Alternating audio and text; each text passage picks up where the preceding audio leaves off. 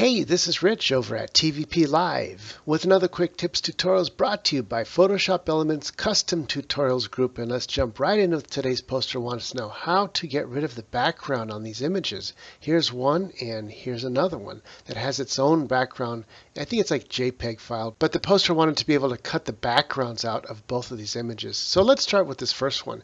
As long as the background is the exact same color all the way through, then you actually don't even need to use a magic tool. You can actually just go straight to Eraser. Now come over here and make sure that this is unlocked. There's sometimes a lock on this icon here, and just make sure it's always unlocked. So once you choose the eraser, come down here and you see there's a regular eraser, there's an eraser with scissors, and there's an eraser with a yellow star. Now that is a magic eraser, which is a little different from the magic tool up here in the sense that when I choose it, anything that I choose, any single color, it'll erase that color. So the tolerance here is set to 2 by default. I'm going to bring that up to something like 50. That's halfway up, and see how that works. I'm going to take the eraser here and just left click anywhere in the white, and look what happens. It magically gets rid of the whole background. That's pretty much it for this tutorial. I'd call it quits, except for we got one more graphic to do. So I'm going to go over to the next graphic and do the same thing here. I'm going to choose the layer, come down here, the tolerance is set to 50, and see what happens. I'm going to click here in the white, and guess what? It actually got rid of too much, the background and some of the foreground. We don't want to do that. I'm going to hit Control Z to undo that.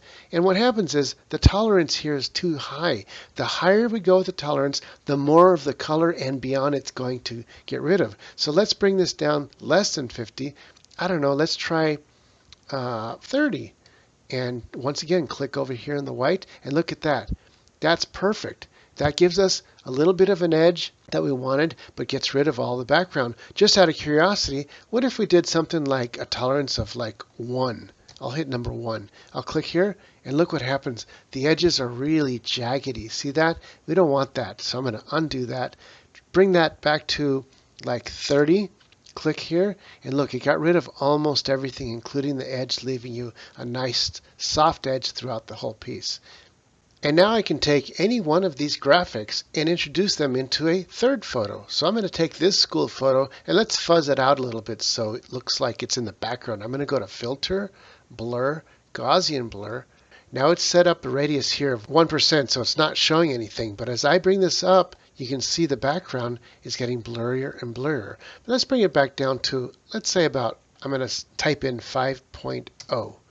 And that looks pretty good. So now when we bring in our graphics, it will look like the graphics are popping out. Where do we grab the graphics? We can either grab them from here and drag them up into that file, or we can just come down here to Photo Bin. I can click that, and it shows all the different files that I have open up here. This way I can just literally grab the image, drag it up into our current image, and there it is. It pops it right in exactly where we want it. I can grab the edge, make it a little bit smaller. Let's put it in the corner here. Come back to the photo bin.